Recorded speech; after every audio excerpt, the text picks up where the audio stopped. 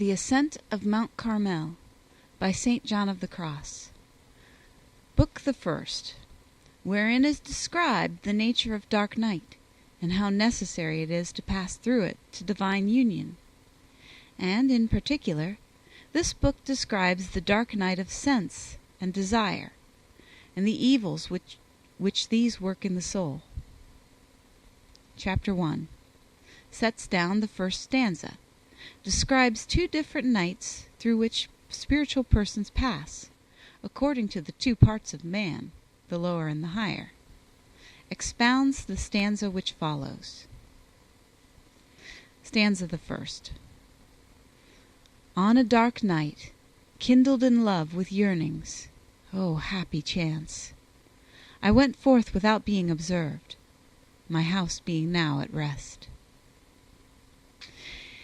In this first stanza, the soul sings of the happy fortune and chance which it experienced in going forth from all things that are without, and from the desires and imperfections that are in the sensual part of man, because of the disordered state of his reason.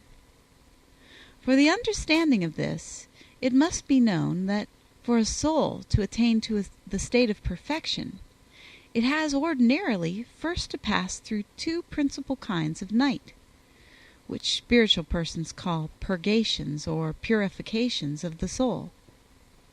And here we call them nights, for in both of them the soul journeys, as it were, by night, in darkness. The first night, or purgation, is of the sensual part of the soul, which is treated in the present stanza, and will be treated in the first part of this book. And the second is of the spiritual part. Of this speaks the second stanza, which follows. And of this we shall treat likewise in the second and third part, with respect to the activity of the soul, and in the fourth part with respect to its passivity. And this first night pertains to beginners, occurring at the time when God begins to bring them into the state of contemplation. In this night the spirit likewise has a part, as we shall say in due course. And the second night, or purification, pertains to those who are already proficient, occurring at the time when God desires to bring them to the state of union with God. And this latter night is a more obscure and dark and terrible purgation, as we shall say afterwards. Briefly, then, the soul means by this stanza that it went forth, being led by God, for love of Him alone, enkindled in love of Him, upon a dark night, which is the privation and purgation of all its sensual desires, with respect to all outward things of the world, and to those which were delectable to its flesh, and likewise with respect to the desires of its will. This all comes to pass in this purgation of sense, for which case the soul says that it went forth while its house was still at rest, which house is its sensual part, the desires being at rest and asleep within it, as it is to them. For there is no going forth from the pains and afflictions of the secret places of the desires, until these be mortified and put to sleep.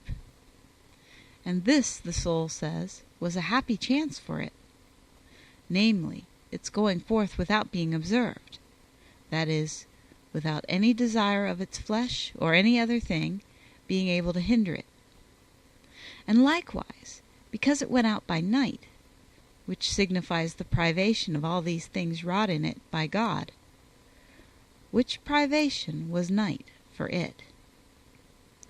And it was a happy chance that God should lead it into this night, from which there came to it so much good, for of itself the soul would not have succeeded in entering therein, because no man of himself can succeed in voiding himself of all his desires in order to come to God.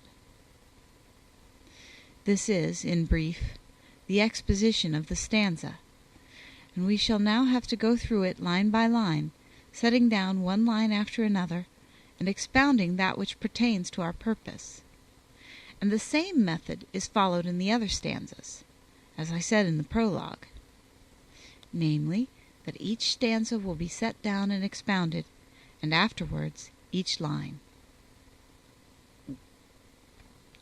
Chapter 2 explains the nature of this dark night through which the soul says that it has passed on the road to union.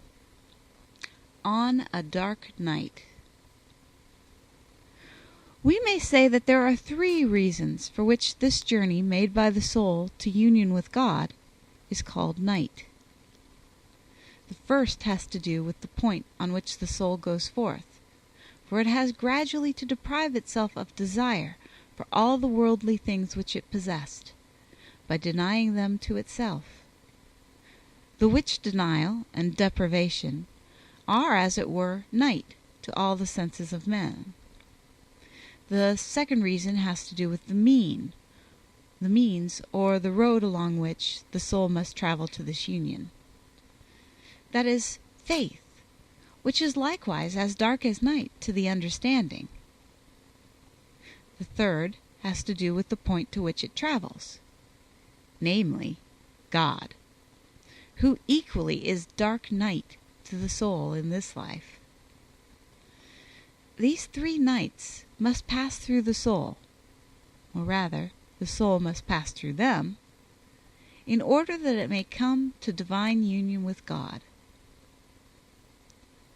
In the book of the holy Tobias, these 3 kinds of night were shadowed forth by the 3 nights which, as the angel commanded, were to pass before the youth Tobias should be united with his bride.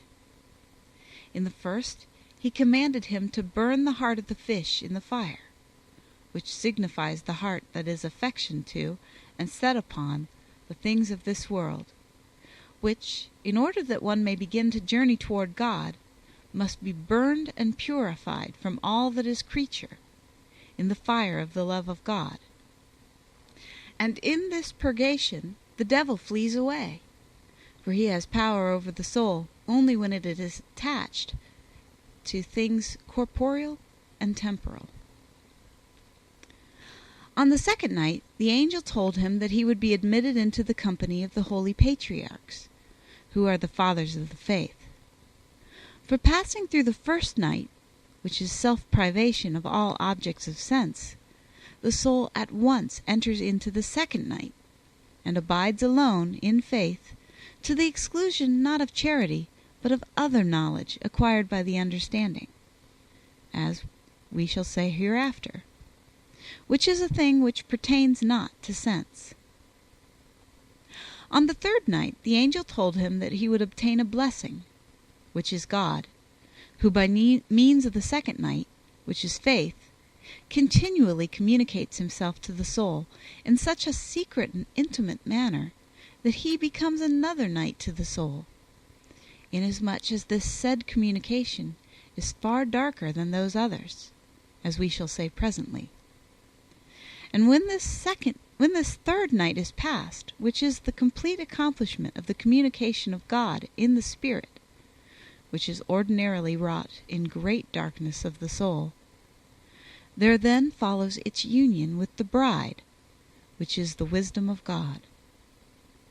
Even so the angel said likewise to Tobias, that when the third night was past, he should be united with his bride in the fear of the Lord. For when this fear of God is perfect, love is perfect, and this comes to pass when the transformation of the soul is wrought through its love. These 3 parts of the night are all one night, but after the manner of night it has 3 parts. For the first part, which is that of sense, is comparable to the beginning of night, the point at which things begin to fade from sight. And the second part, which is faith, is comparable to midnight, which is total darkness. And the third part is like the close of night, which is God, the which part is now near to the light of day. And, that we may understand this the better, we shall treat of each of these reasons separately as we proceed. End of chapters 1 and 2.